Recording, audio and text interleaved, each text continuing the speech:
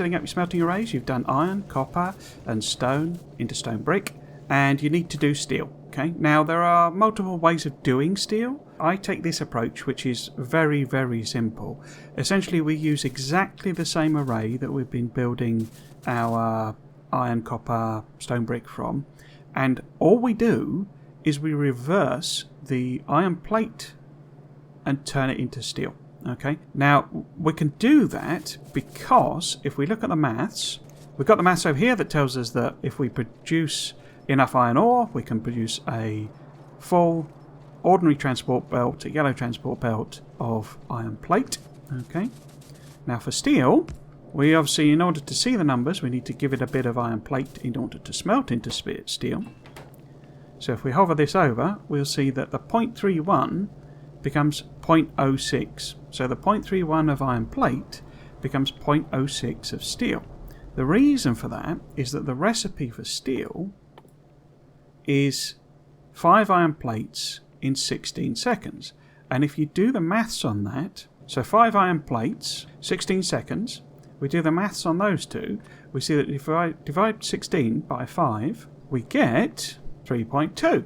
What that's basically telling us is the amount of iron plate that we need is what we will produce from a single furnace. Okay, so basically, in the time that this over here, the iron plate produces 5 iron plate, it is 16 seconds. I'm explaining that terribly, but basically the two match. So a single stone furnace will produce enough iron plate to produce 1 steel plate.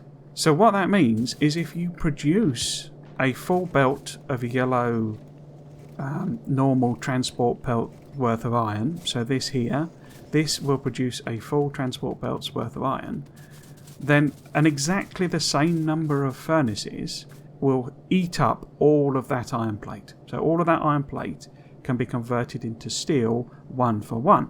Now it will not give you a full belt of steel, but early game you don't really need a full belt of steel. That's massive overkill.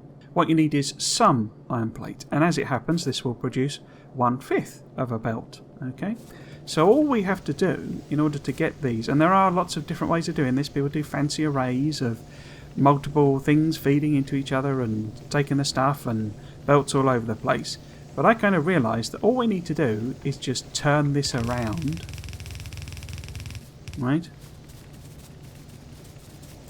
And we have to do a bit of spaghetti, to be fair, but if we simply hop this over, oops, that's the wrong way around.